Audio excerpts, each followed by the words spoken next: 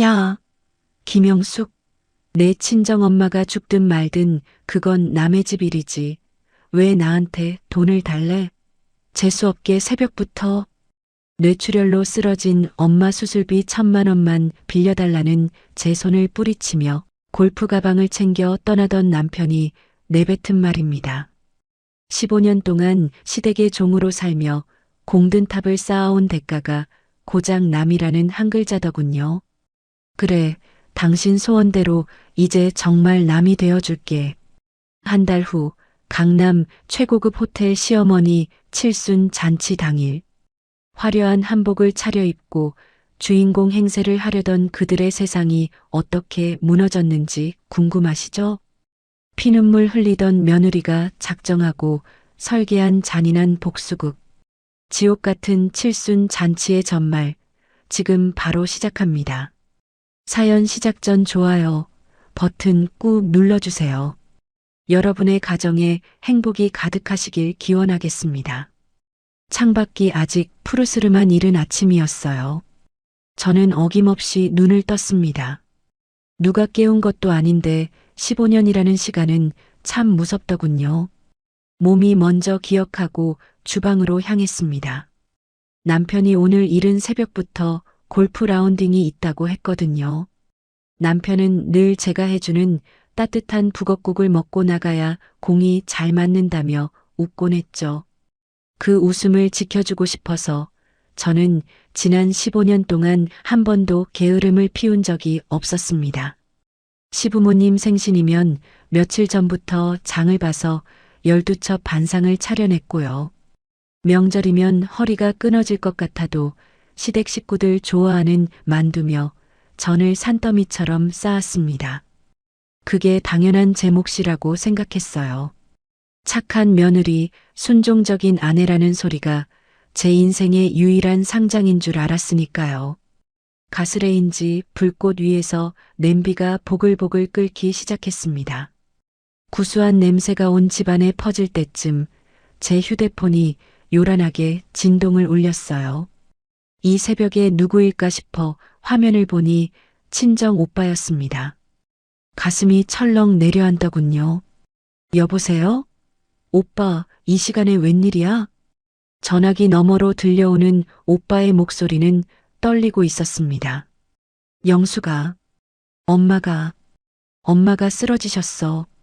급성 뇌출혈이래. 순간 머릿속이 하얘지면서 손에 들고 있던 국자가 바닥으로 떨어졌습니다. 뭐, 그게 무슨 소리야, 오빠? 어제까지만 해도 괜찮으셨는데.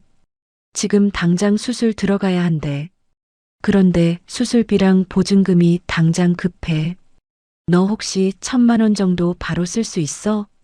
오빠의 절박한 목소리에 눈물부터 터져 나왔습니다. 저희 친정, 넉넉하지 못한 거 잘 압니다. 하지만 엄마는 하나뿐인 딸 시댁에서 기죽지 말라고 늘 당신 입을 것, 먹을 것 아껴가며 저를 뒷바라지해 주셨거든요. 알았어, 오빠. 내가 어떻게든 알아볼게. 일단 엄마 좀 잘 부탁해. 전화를 끊고 주저앉아 울고 있는데 안방 문이 열렸습니다. 남편이 골프웨어를 말끔하게 차려입고 나오더군요. 어우, 뭐야? 왜 주방 바닥에 주저앉아 있어? 내 북엇국은 다 됐어? 남편은 제 눈물 젖은 얼굴은 보이지도 않는 모양이었습니다. 저는 남편의 바지가랑이를 붙잡고 매달렸습니다. 여보, 어떡해. 우리 엄마가 쓰러지셨대. 지금 뇌출혈로 수술해야 한다는데 1,000만 원이 급하대. 남편은 미간을 찌푸리며 시계를 보더군요. 뭐? 장모님이? 응, 여보. 당신 통장에 지난번에 상여금 받은 거 있잖아. 그거 좀 빌려줘. 내가 어떻게든 갚을게. 제발 한 번만 도와줘. 제 손은 바들바들 떨리고 있었습니다. 남편은 귀찮다는 듯 제 손을 거칠게 뿌리쳤습니다. 야, 김영숙. 너 지금 제정신이야? 여보. 지금 새벽부터 남 골프 가는데 재수없게 눈물바람을 해? 그리고 1,000만 원이 애 이름이야? 남편은 현관에 세워둔 골프 가방끈을 어깨에 매며 차갑게 말을 이었습니다. 당신 친정일은 남의 집 일이야. 왜 나한테 돈을 달래? 저는 제 귀를 의심했습니다. 지금 저 사람이 뭐라고 한 걸까요? 남의 집 일이라니. 여보, 우리 엄마잖아. 당신한테도 장모님이고. 장모님은 무슨. 당신이 우리 집에 시집 왔으면 이제 우리 집 귀신이지. 친정이랑 무슨 상관이야? 남편은 구두 주걱을 집어들며 아주 당연하다는 듯이 말했습니다. 그리고 그 돈, 우리 어머니 칠순 때 보태기로 했잖아. 어디 남의 집 일에 우리 귀한 돈을 써? 남의 집 일. 당신 정말 그렇게 생각해? 남편은 현관문을 열며 마지막 비수를 꽂았습니다. 그래. 그러니까 나한테 더 이상 귀찮게 굴지 마. 당신 친정 형편 뻔한데 그 돈 주면 다시 받을 수는 있고 괜히 사람 기분 잡치게 하지 말고 국이나 마저 끓여놔. 콰당 하고 현관문이 닫혔습니다. 집안은 다시 지독한 정적에 휩싸였죠. 15년이었습니다. 이 남자를 위해, 이 남자의 가족을 위해 내간과 쓸개를 다 빼주며 살아온 세월이 말이죠. 제 생일은 잊어도 시어머니 생신은 한 달 전부터 챙겼던 제가 너무나 바보 같았습니다. 남편에게 저는 그저 살림해주는 사람, 자기 집안 수발드는 하녀에 불과했던 걸까요? 바닥에 널브러진 국자가 마치 제 처지 같아 보였습니다.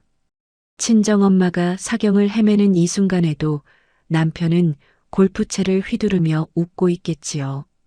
남의 집 일. 그 말이 제 가슴 속에 화살이 되어 깊숙이 박혔습니다.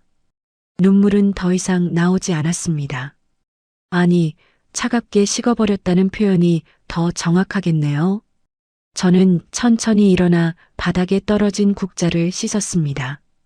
그리고 가스레인지 불을 껐습니다. 이제 남편을 위한 북엇국은 필요 없습니다. 제 눈빛은 어느새 창밖의 차가운 새벽 공기보다 더 서늘해져 있었습니다. 그래, 남의 집 일이라고 했지?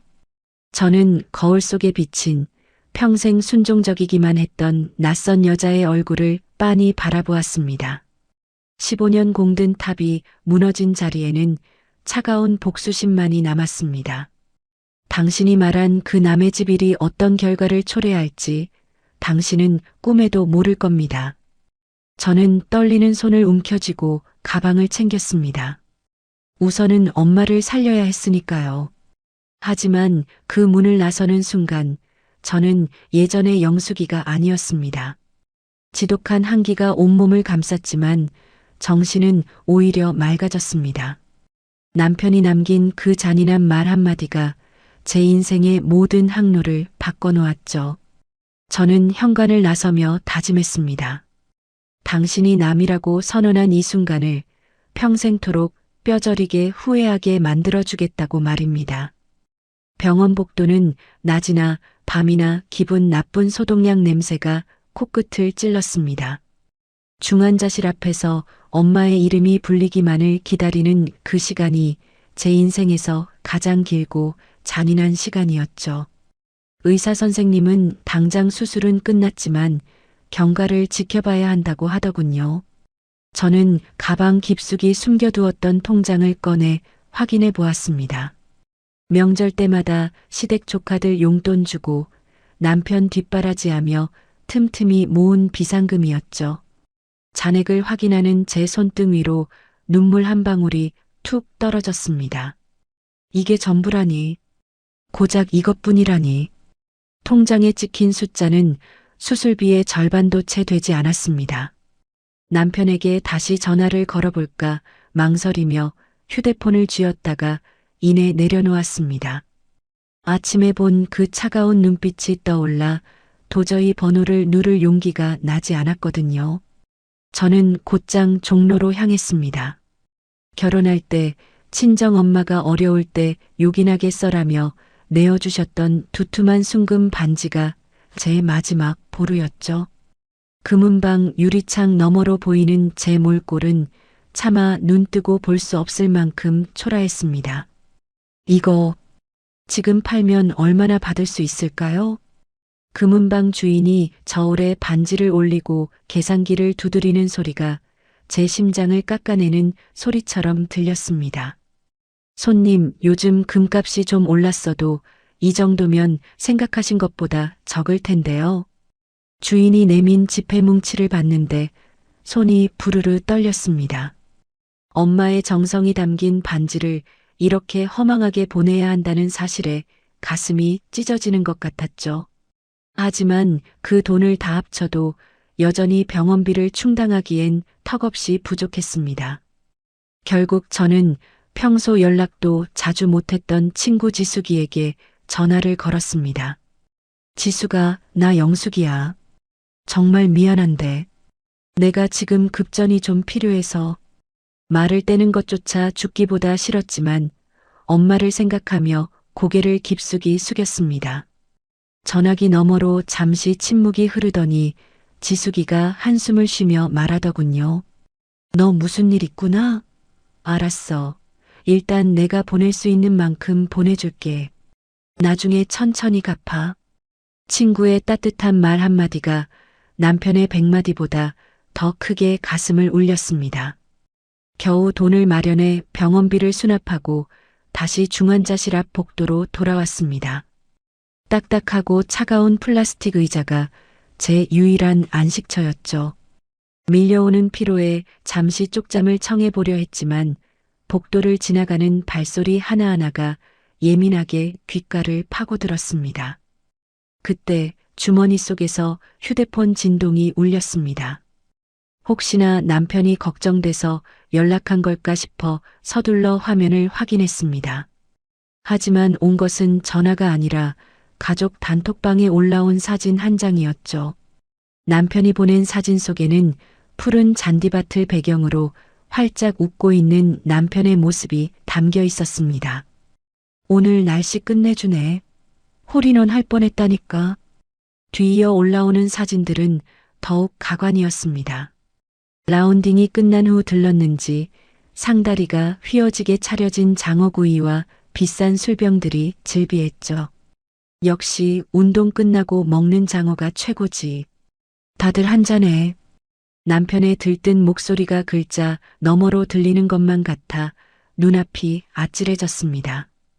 저는 중환자실 앞 의자에서 쪽잠을 자며 컵라면 하나로 끼니를 때우고 있는데 엄마의 생사가 오가는 이 병원 복도에서 저는 피눈물을 삼키고 있는데 남편은 남의 집 일이라며 선을 긋고는 저렇게 태평하게 호사를 누리고 있다니요.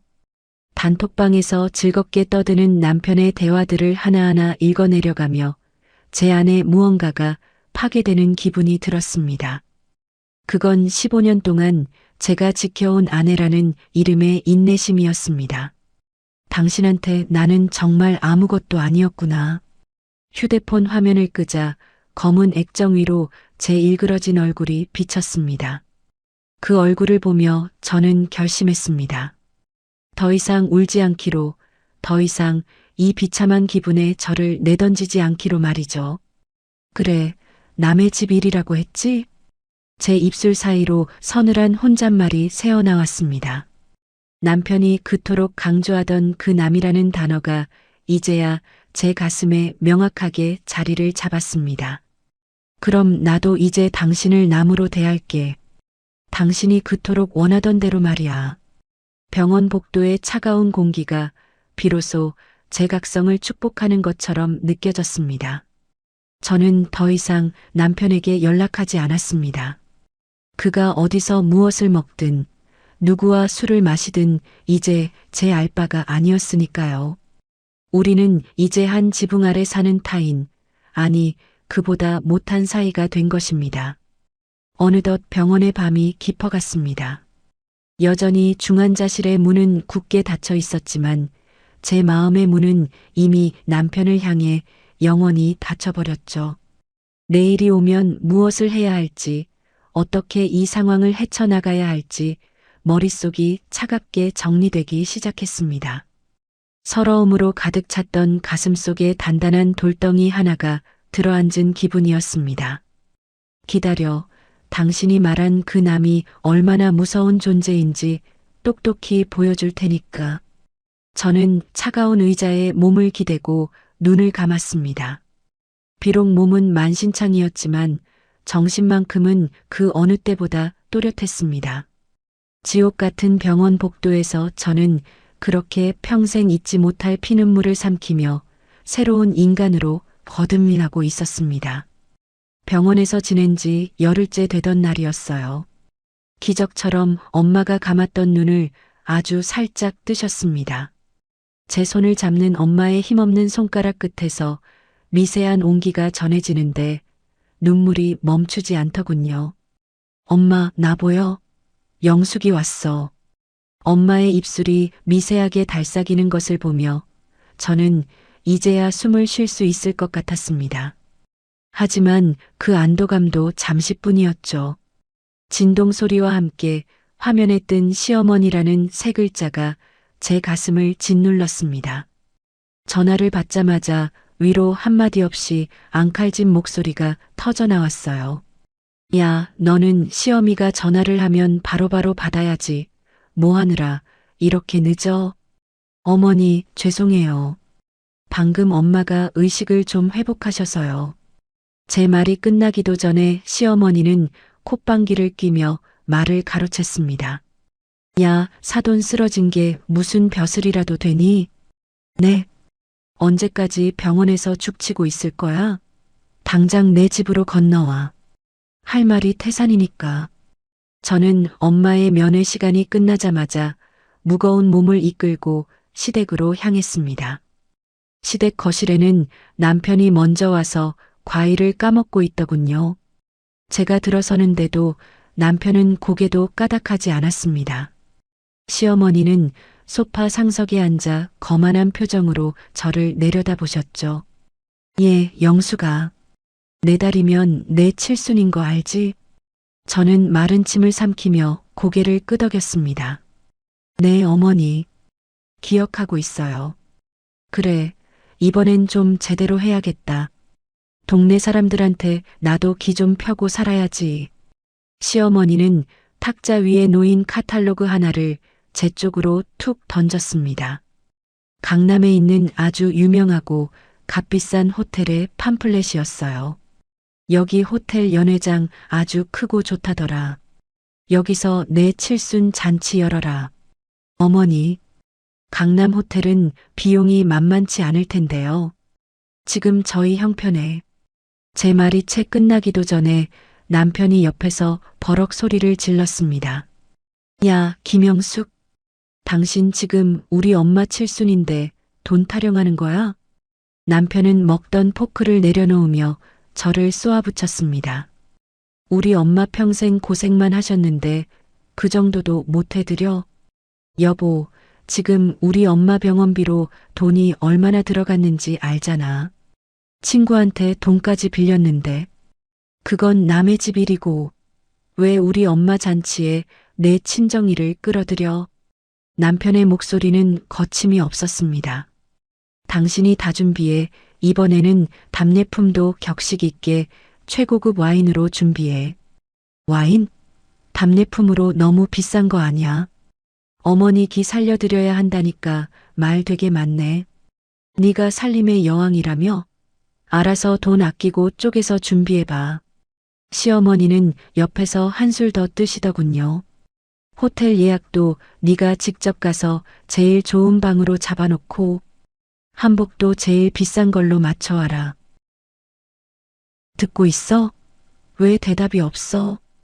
예전에 저였다면 가슴을 치며 억울하다고 소리라도 쳤을 겁니다.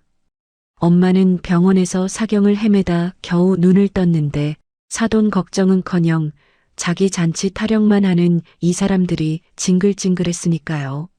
하지만 저는 가만히 고개를 떨구고 입술을 깨물었습니다.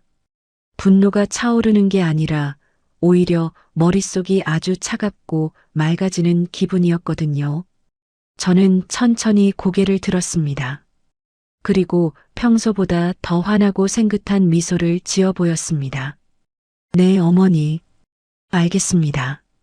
최고로 모셔야죠. 제 대답에 남편과 시어머니는 의외라는 듯 눈을 동그랗게 떴습니다. 오, 웬일이야? 웬일로 토를 안다네. 남편이 신기하다는 듯 물었습니다. 저는 더 다정하게 대답했습니다. 생각해보니 당신 말이 맞는 것 같아. 어머니 칠순인데 내가 너무 내 생각만 했네. 그래, 진작 그럴 것이지. 역시 우리 며느리가 최고라니까. 시어머니는 그제야 만족스러운 듯 껄껄 웃으며 제 손을 잡으려 했습니다. 저는 그 손을 슬쩍 피하며 부지런히 움직였습니다. 제가 다 알아서 할게요. 명단도 짜고 와인도 최고급으로 준비하고 호텔 예약까지 완벽하게 해둘게요. 오호, 그래. 정말 괜찮겠어? 남편이 의심스러운 눈초리로 물었지만 저는 여유롭게 웃어넘겼습니다. 그럼 여보, 당신 체면도 있고 어머니 기 살려드리는 일인데 내가 열심히 해야지. 야, 역시 당신밖에 없다.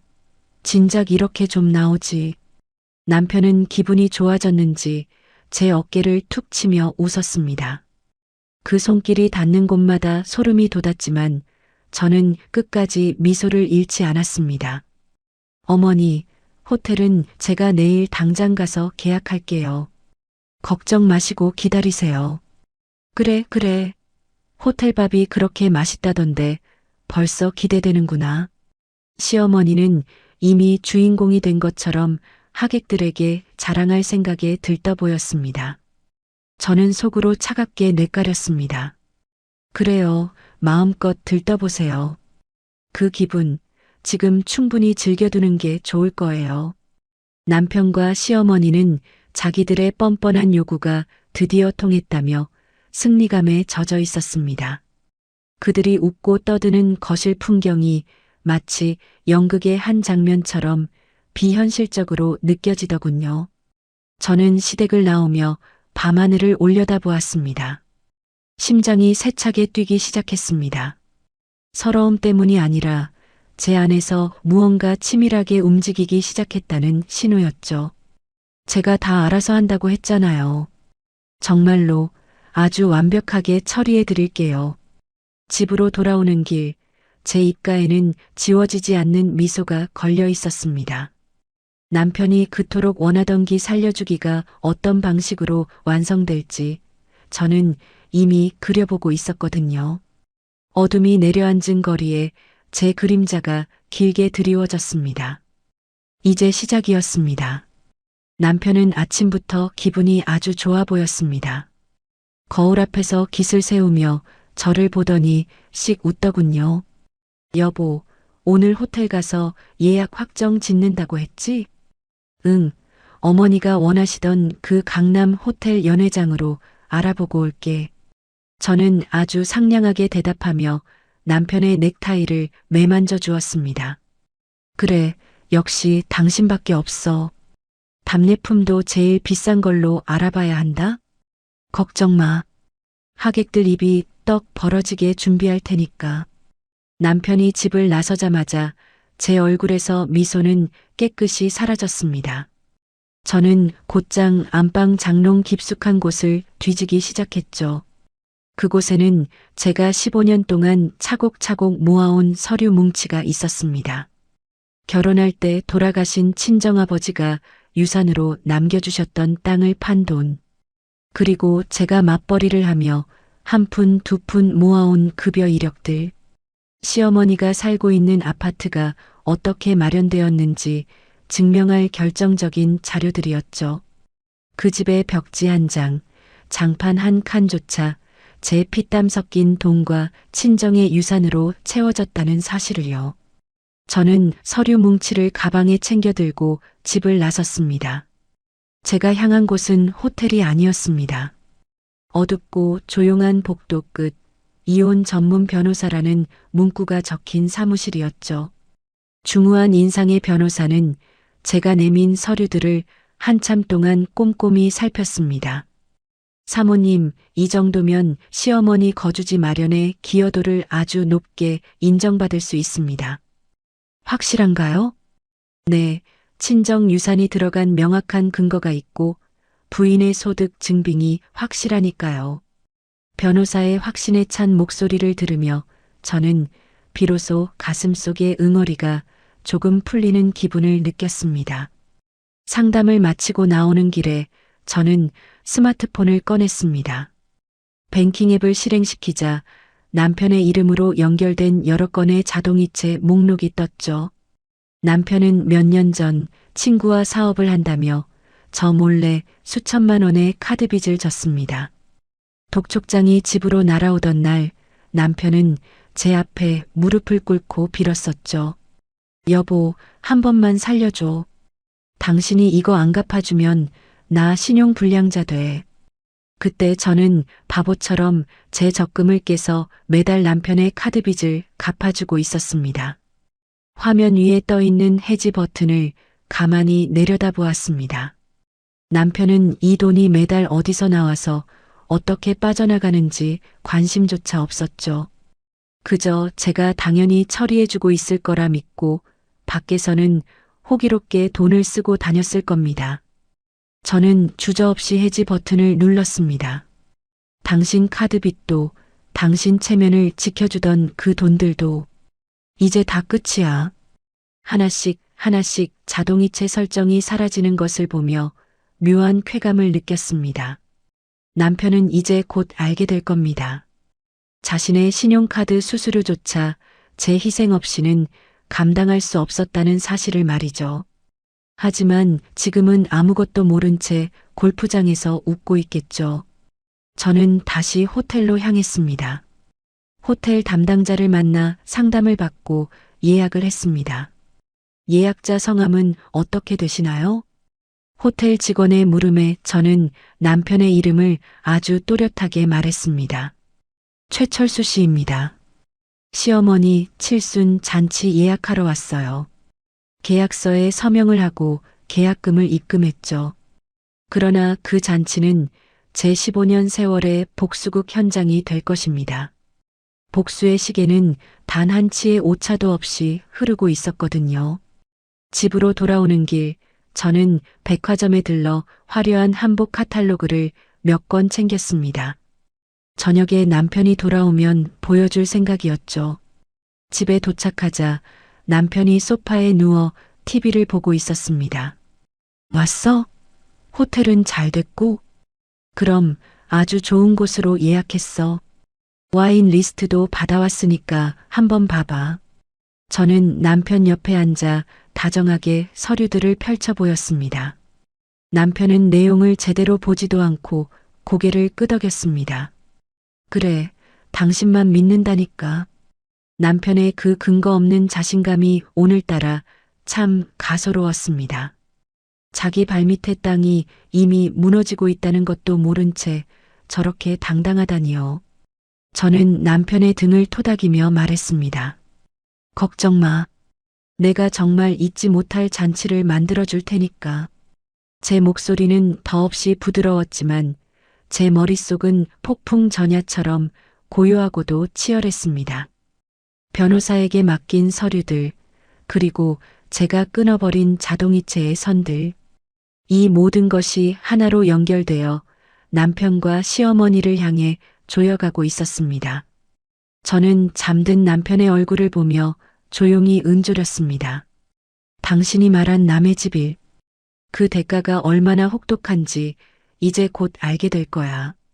내일이면 남편의 휴대폰으로 연체 문자가 하나둘 날아오기 시작하겠지요. 하지만 남편은 별일 아니라고 생각하며 무시할 겁니다. 저를 완벽하게 믿고 있을 테니까요. 그 믿음이 가장 큰 독이 되어 돌아가는 순간을 저는 아주 차분하게 기다리고 있었습니다. 설계는 끝났고 이제 남은 건 완벽한 실행뿐이었습니다. 드디어 그날이 밝았습니다. 창틈으로 들어오는 아침 햇살이 유난히도 투명하고 맑더군요. 저는 이번에 새로 장만한 옥색 한복을 정성스럽게 꺼냈습니다. 다리미의 온기가 비단 위를 지나갈 때마다 빳빳하게 펴지는 주름을 보며 제 마음도 함께 정돈되는 기분이었죠. 거울 속에 비친 제 모습은 15년 전 결혼식 날보다 훨씬 더 단아하고 기품이 있어 보였습니다. 얼굴에는 평소보다 조금 더 짙은 화장을 올리고 입술에는 생기 넘치는 붉은색을 꼼꼼히 칠했습니다. 안방에서는 남편이 콧노래를 흥얼거리며 넥타이를 고르고 있더군요. 여보, 나 이 넥타이 어때? 오늘 주인공 아들인데 너무 칙칙해 보이면 안 되잖아. 남편은 거울 앞에서 몸을 이리저리 돌려보며 한껏 멋을 부리고 있었습니다.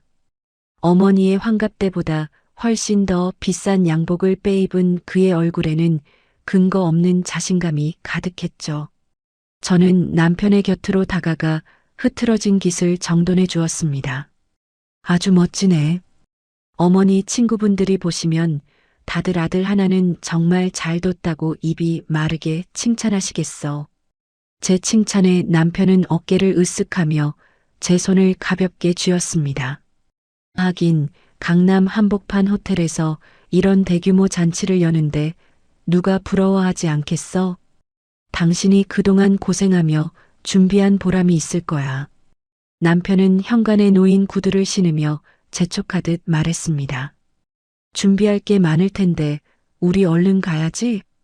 당신은 먼저 나가서 연회장 입구에서 손님 맞을 준비 다 해놓고 있어. 저는 아주 상냥하게 웃으며 고개를 끄덕였습니다. 알겠어. 나는 먼저 나가볼 테니까 당신은 어머니 모시고 천천히 와. 그래, 역시 우리 영숙이는 일처리가 확실해. 이따 호텔에서 보자고. 남편의 배웅을 받으며 집을 나서는 제 발걸음은 깃털처럼 가벼웠습니다. 하지만 제가 몰고 간 차가 향한 곳은 화려한 호텔 연회장이 아니었습니다. 차가 도착한 곳은 엄마가 계신 병원 주차장이었죠.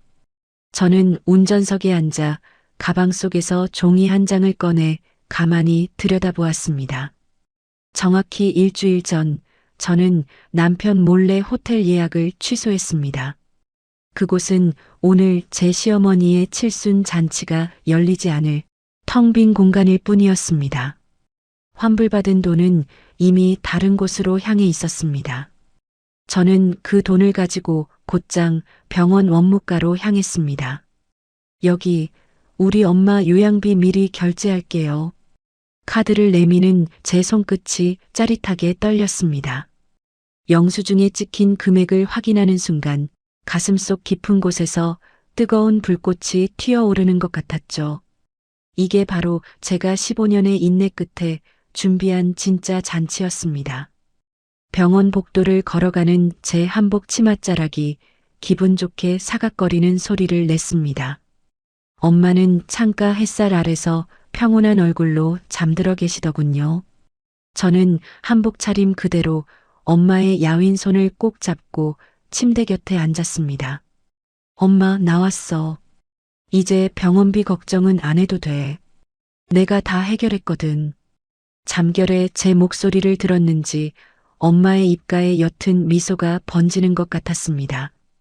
그 시각 남편과 시어머니는 잔뜩 멋을 부리고 호텔 로비에 도착했습니다. 시어머니는 수백만 원짜리 한복을 휘날리며 지인들에게 전화를 돌리고 있었겠죠.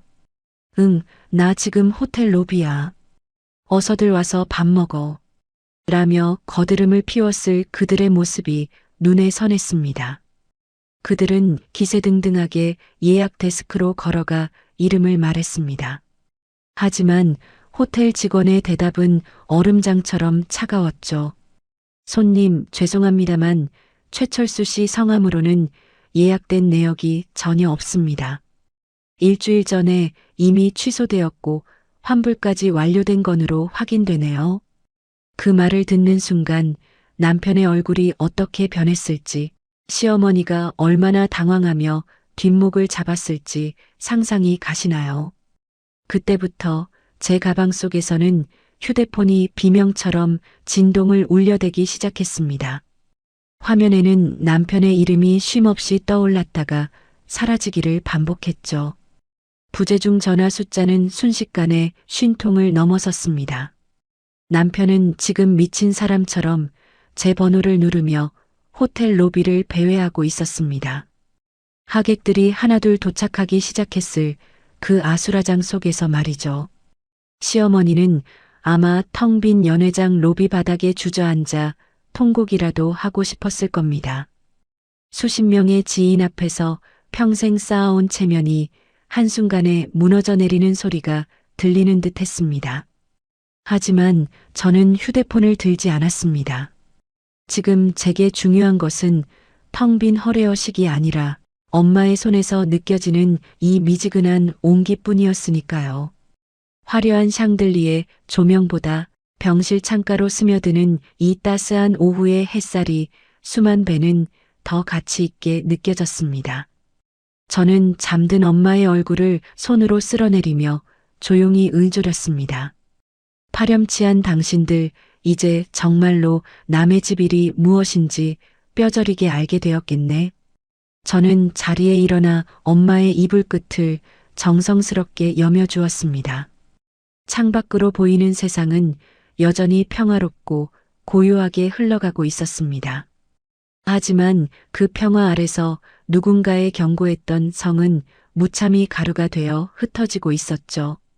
저는 그 처절한 몰락을 멀리서 지켜보며 비로소 제가 선택한 진짜 가족의 곁을 지키기로 했습니다.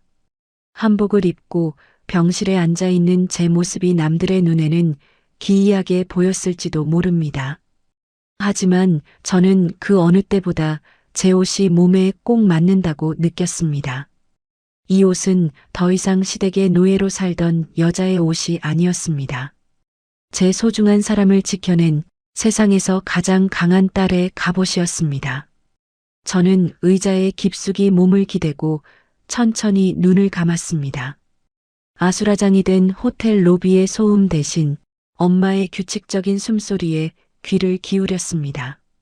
계획했던 모든 복수가 완벽하게 시작된 그들의 하루를 축복하며 저는 아주 오랜만에 단 한 점의 불안함도 없는 깊은 평온을 맛보았습니다. 병실 안은 고요하기만 했습니다. 하지만 제 가방 속은 계속해서 전혀 다른 세상이었습니다. 진동이 멈출 기미도 없이 울려댔거든요. 잠시 휴대폰을 꺼내 화면을 보았습니다. 부재중 전화 78통. 그리고 쉴 새 없이 쏟아지는 문자 메시지들. 어디야? 당장 전화 안 받아? 너 미쳤어? 호텔 예약이 왜 취소된 거야? 엄마 쓰러지기 일보 직전이야. 사람들 다 왔는데 이게 무슨 망신이야. 남편의 다급함이 액정 너머로 고스란히 전해졌습니다. 화려한 호텔 로비는 아수라장이 되었고 곱게 한복을 차려입고 온 하객들은 텅 빈 연회장을 보며 쑥덕거렸습니다. 시어머니는 그 사람들 틈에서 뒷목을 잡고 주저앉아 버렸죠. 평생을 남의 이목에 목숨 걸던 분이었으니 지금 그 상황이 죽기보다 더 괴로울 겁니다. 휴대폰이 다시 비명처럼 울렸습니다. 이번에는 받지 않을 수 없을 만큼 끈질기게 울려댔죠. 저는 깊은 숨을 한번 내쉬고는 천천히 통화 버튼을 눌렀습니다. 수화기 너머로 남편의 고함이 터져 나왔습니다. 야, 김영숙, 너 지금 어디야? 남편의 목소리는 분노와 당혹감으로 뒤섞여 떨리고 있었습니다. 너 미쳤지? 정신 나갔어? 호텔 예약이 취소됐다잖아. 직원이 일주일 전에 네가 직접 취소했다는데 이게 어떻게 된 일이야? 저는 아무 대답도 하지 않았습니다. 그저 남편의 거친 숨소리를 가만히 듣고만 있었죠. 말 좀 해봐. 지금 엄마는 기절하기 직전이고 하객들은 다 와서 난리법석이라고. 너 지금 당장 호텔로 안 뛰어와? 저는 아주 차분하고 낮은 목소리로 입을 뗐습니다. 누구시죠? 뭐, 전화 잘못 거신 것 같은데요. 누구신데 저한테 소리를 지르시나요? 남편은 어이가 없다는 듯 헛웃음을 터뜨렸습니다. 너 지금 장난해? 나야, 내 남편. 최철수라고. 너 지금 어디서 연극질이야? 남편의 목소리는 이제 비명에 가까워졌습니다. 저는 창밖의 푸른 하늘을 바라보며 대꾸했습니다. 아, 남편이요? 이상하네요. 제 남편은 죽었는데. 뭐? 너 지금 무슨 소리를 하는 거야? 남의 집 일에 참견하지 말라고 하셨던 분, 그분 말씀하시는 건가요? 저는 한자 또박또박 말을 이었습니다. 분명히 제 친정 엄마 수술비 빌려달라고 했을 때 그러셨잖아요. 당신 친정일은 남의 집 일이라고요. 수화기 저편이 순간 정적에 휩싸였습니다. 남편의 당황한 기색이 여기까지 느껴지는 듯 했습니다. 그건 내가 그때. 여보세요, 아저씨. 이 상황도 저한테는 남의 집 일일 뿐이에요. 저는 잔인할 정도로 평온한 목소리로 쐐기를 박았습니다. 시어머니 칠순이든 호텔 예약이 취소돼서 망신을 당하든 그건 그쪽 집안일이잖아요.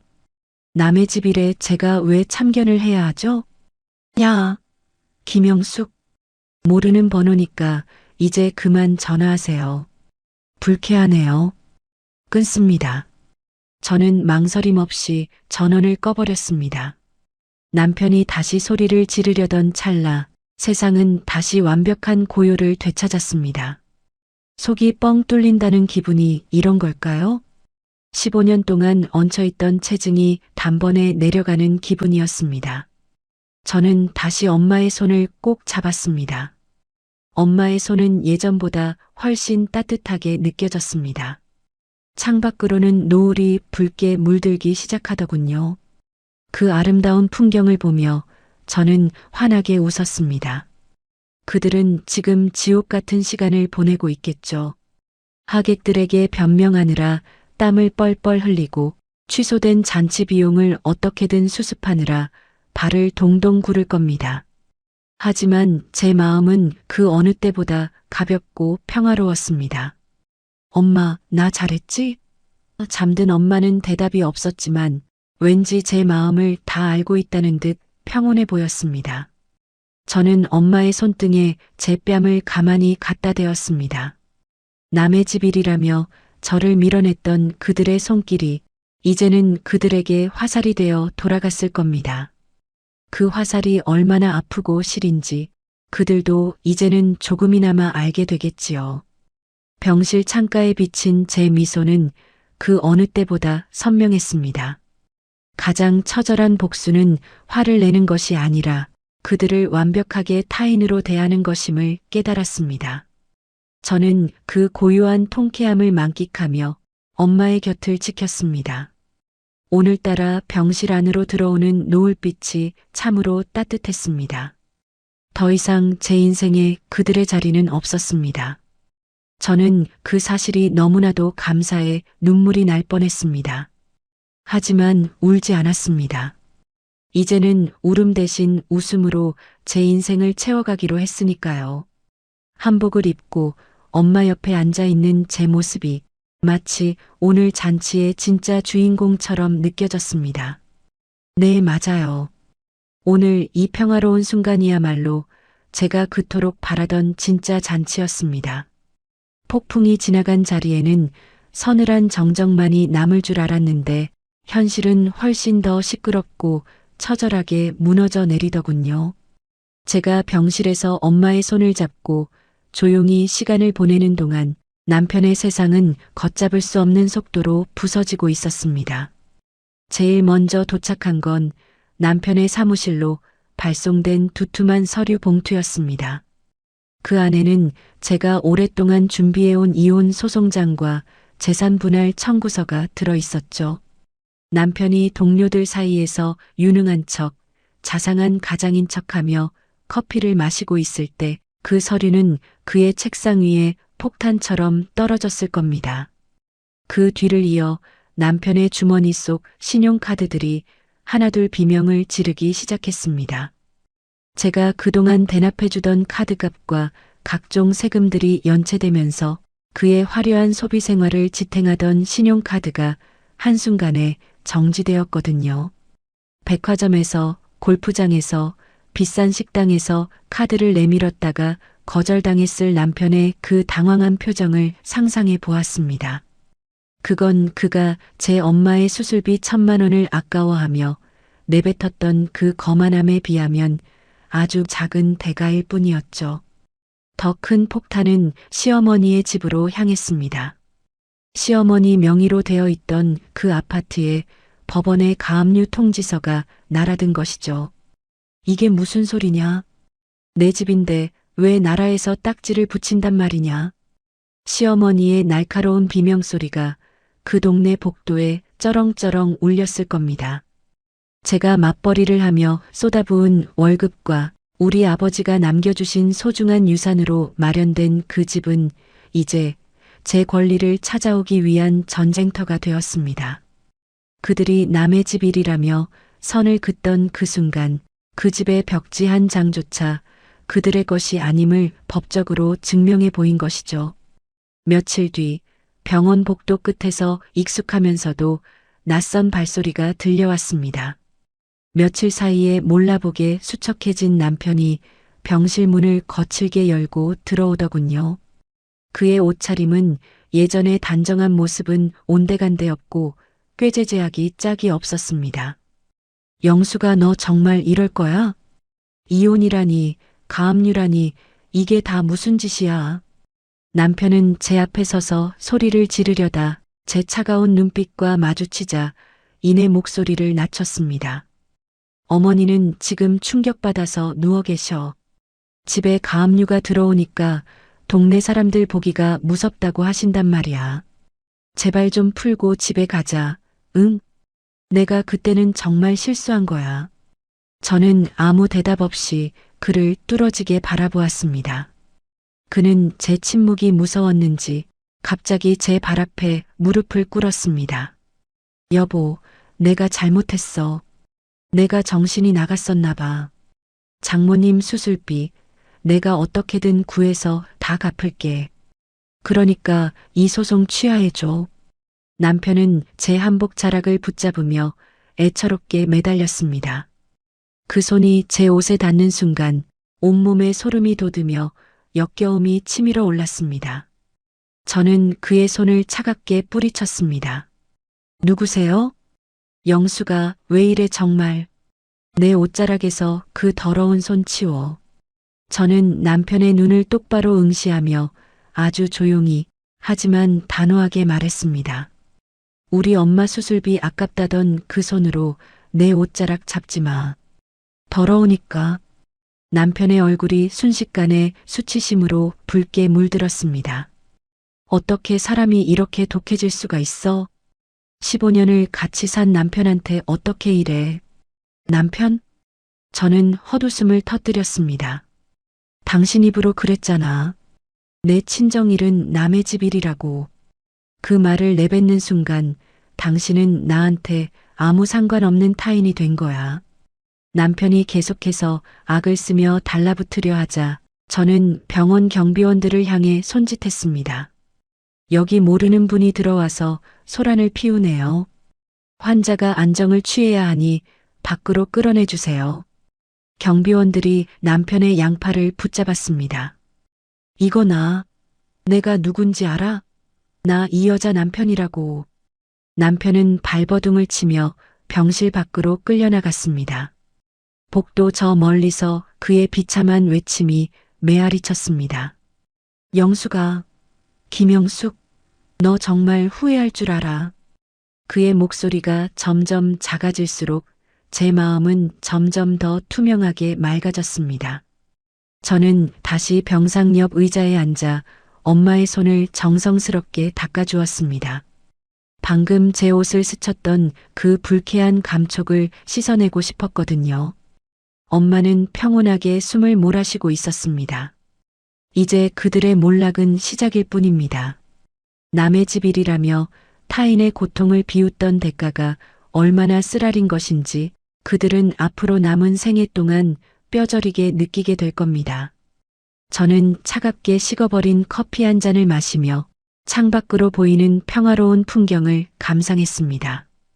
그들이 무너지는 소리가 제게는 세상에서 가장 아름다운 클래식 음악처럼 들리더군요. 더 이상 제 인생에 그들의 그늘은 없었습니다. 저는 이제야 비로소 제가 세운 이 단단한 성 안에서 가장 소중한 사람들과 함께 살아갈 준비가 되었습니다. 병실 문 밖은 여전히 소란스러웠을지도 모르지만 제 마음속은 그 어느 때보다 고요하고 단단했습니다. 독해졌다는 남편의 말, 그건 제게 최고의 찬사나 다름없었으니까요. 저는 제 소중한 것을 지키기 위해 기꺼이 그들에게 가장 독한 사람이 되기로 했습니다. 판결봉 소리가 3번 울려 퍼지던 날을 기억합니다.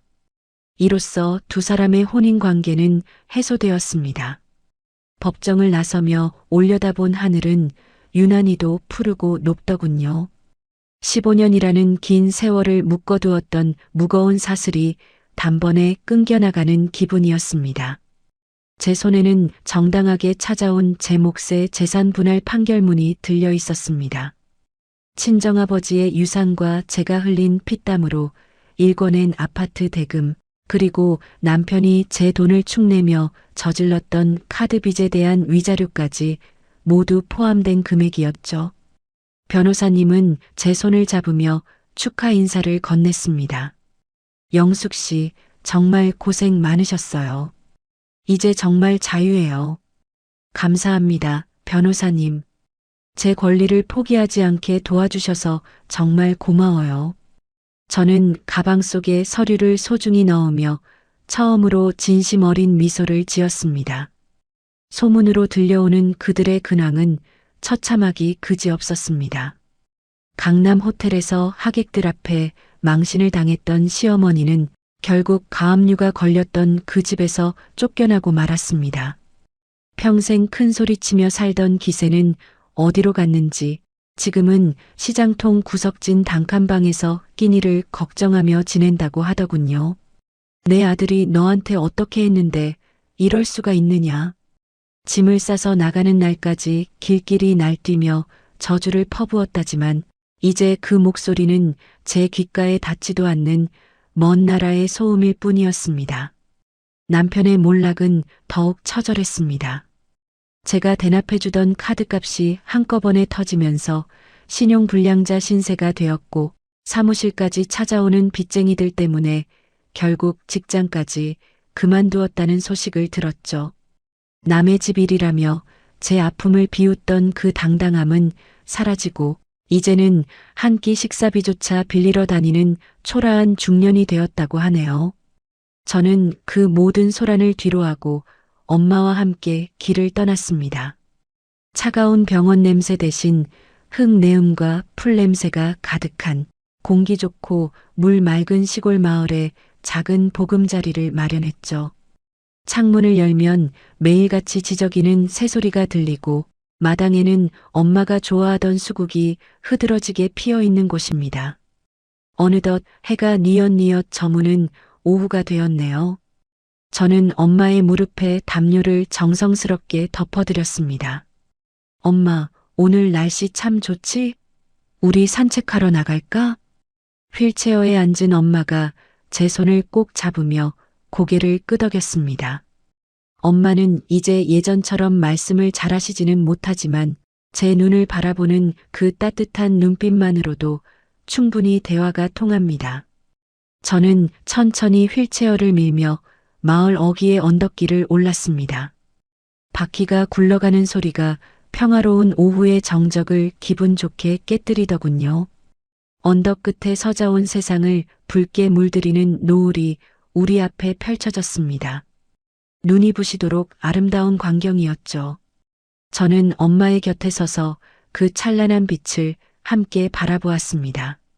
15년 동안 제가 잊고 살았던, 아니, 잊으라고 강요당했던 제 안의 평화가 비로소 돌아온 기분이었습니다. 엄마, 나 이제 정말 행복해.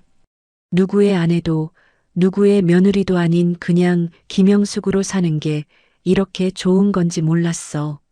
엄마는 제 손등 위로 주름진 손을 얹으며 잔잔하게 웃으셨습니다. 그 웃음이 마치 제 지난날의 고단함을 다독여주는 것 같아 가슴이 뭉클해졌습니다. 저는 붉게 타오르는 노을을 향해 조용히 뇌겠습니다. 누군가 제게 다시 묻는다면 저는 이제 당당하게 대답할 수 있습니다. 남의 집 일이라고 했나요? 그 매몰찬 한마디 덕분에 저는 깨달았어요. 남을 위해 내강과 쓸개를 다 내어주는 것보다 내 인생에서 가장 소중하게 지켜야 할 건 바로 나 자신이라는 걸 말이에요. 바람이 살랑이며 제 머리카락을 스치고 지나갔습니다. 비로소 시작된 저의 진짜 인생. 저는 이제 그 누구를 위해서가 아닌 오직 저 자신과 제 소중한 사람들을 위해 매 순간을 기쁘게 살아갈 것입니다. 노을빛을 가득 머금은 엄마의 얼굴이 오늘따라 참 고왔습니다. 우리는 한참 동안 그곳에 서서 지지 않는 태양의 잔상을 눈에 담았습니다. 제 인생의 가장 어두웠던 새벽을 지나 드디어 가장 아름다운 황혼을 맞이하고 있었습니다. 이제는 정말 괜찮습니다. 저는 더 이상 남의 눈치를 보지도 서러움에 밤을 지새우지도 않을 테니까요. 오늘의 이 평화가 영원하기를 바라며 저는 다시 엄마의 휠체어를 밀고 우리의 따뜻한 집을 향해 천천히 발걸음을 옮겼습니다. 당신 친정일은 남의 집 일이야라며 아내의 피눈물을 외면했던 한 남자의 오만함이 불러온 처절한 결말 어떻게 보셨나요? 15년이라는 긴 세월 동안 헌신했던 아내를 타인으로 만든 건 거창한 배신이 아니라 가장 위로가 필요한 순간에 던져진 차가운 말 한마디였습니다. 가족이라는 이름으로 아내의 희생을 당연하게 여기던 남편과 시댁은 이제 자신들이 만든 고독의 구덩이 속에서 뼈저린 대가를 치르고 있습니다.